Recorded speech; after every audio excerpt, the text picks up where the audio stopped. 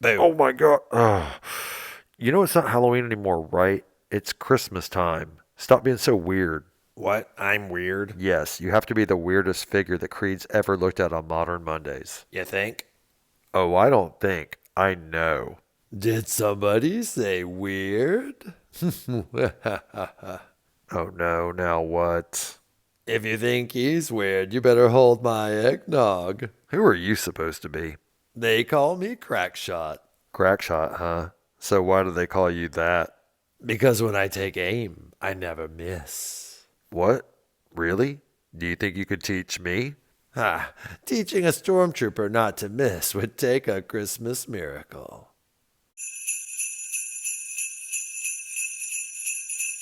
Hey, and welcome to the 19th episode of Creed's Modern Mondays. My name's Creed, and today we're taking a look at the Fortnite Crackshot figure. Crackshot is part of the Legendary series by Jazzwares, and he was produced in 2019. Of course, in the box, you get Crackshot himself, his candy cane harvesting tool, a rifle, some dynamite, a couple extra faceplates, a balloon, and a back bling. Crackshot also has 40 points of articulation, which is pretty crazy. Down here in the corner, there's some really great artwork, which is also on the back. Here's a much better shot of that artwork, and right beside it, it says Crackshot. Get out there and crack some nuts. Down here across the bottom, you can see some of the other figures in Series 2, but we're wasting time. Let's go ahead and cut this guy out of the package and get a look at him. After all these years of opening action figures, you think this would eventually get old, but it just doesn't. And there he is, Crackshot. All right, let's go ahead and get him off this tray.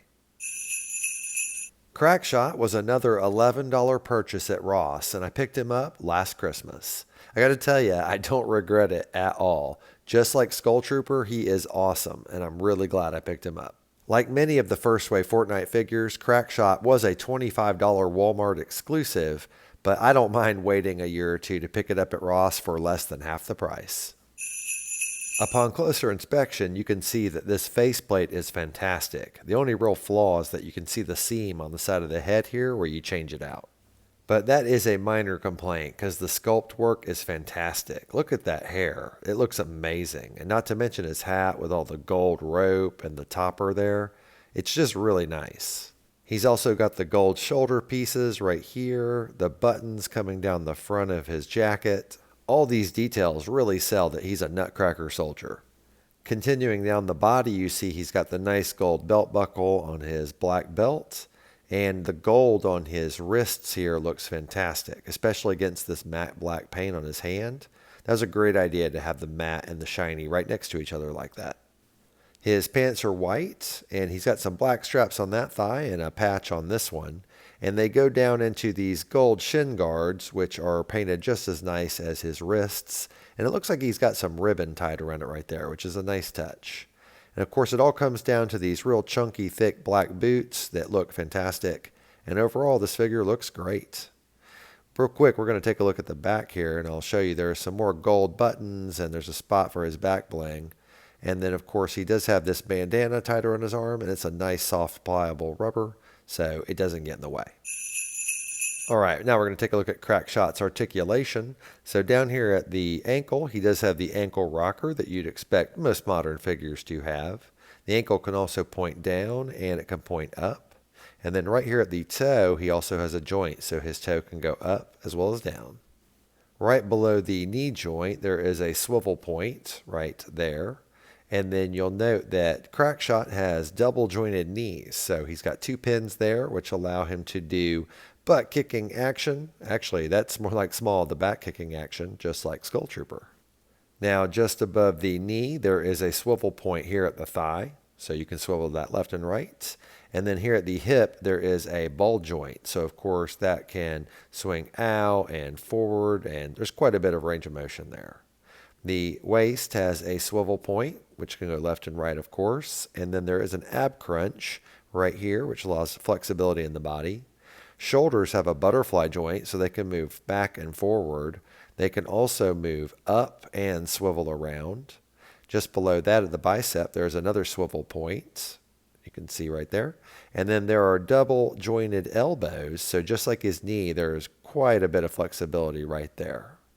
Now here at the wrist, there is also a swivel point. So of course I can swivel left and right. And the hand is segmented so it can close and it can open. And last but not least, Crackshot does have a ball joint head so he can look down, up, left, and right. And that is it. That covers all 40 points of articulation for Crackshot. Now it's accessory time. We're going to start with his candy cane pickaxe harvesting tool. As you can see, it is broken right there and it's been tied back together with Christmas lights. I think this is a really cool accessory.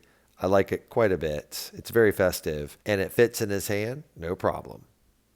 Another accessory included is this rifle, which I think looks pretty cool. It is the same on both sides. I'm not sure if it's actually real. It has kind of a cartoony feel to it. But once again, it fits in Crackshot's hand perfectly and it looks really good. Next up is this Dynamite, which you can see is actually 3 sticks taped together and it's held by this electrical tape. You can see the fuses right there, and I have a feeling this is going to end up with my Firefly from my G.I. Joe Classified line. But I have to say, I do like this. He doesn't hold it very well, though. You just kind of have to balance it in his hand. The next accessory is this red balloon, which has a string coming from it, and of course he holds it right there. These used to be a big deal in Fortnite, but they've been gone for a long time. I do have to say, though, it looks cool in his hand and it gives a nice illusion of floating. But he is 98 red balloons short of a hit pop song. Next up is Crackshot's back bling, which is a cuckoo bird from a cuckoo clock. Over here on the back side, there is a peg, and you can use that to peg him into Crackshot's back. And you can see that he does have a little spring neck there because he is a cuckoo clock bird. And of course, to put him on Crackshot's back, you just plug him in like so, and he fits in perfect.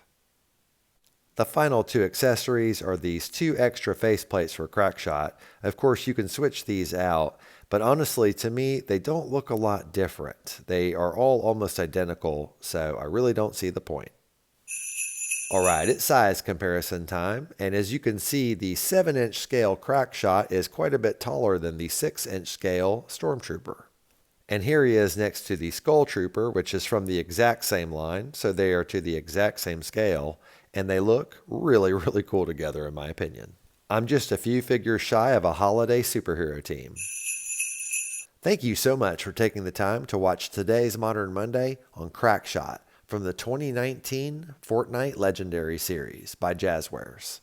I gotta say, I really like these Fortnite figures, especially for the $11 price tag I've been getting them for at Ross. So now every time I walk in there, I keep my eyes open for them.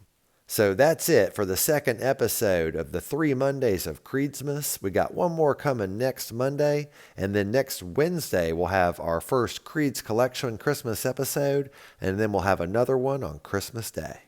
I hope you're enjoying all the Christmas-themed content this month. I have a lot of fun making these episodes because they're a little different than my normal ones. And if you did enjoy it, I hope you'll leave me a thumbs up, and I hope you'll leave me comments because I love reading and responding to them. And if you haven't already subscribed, I'd really appreciate it if you did. I'm really close to 400 subscribers, and I would love to hit it before the end of the year. I'll see you this Wednesday for another episode of KREED'S Collection, and next Monday for the last episode of the 3 Mondays of KREED'S.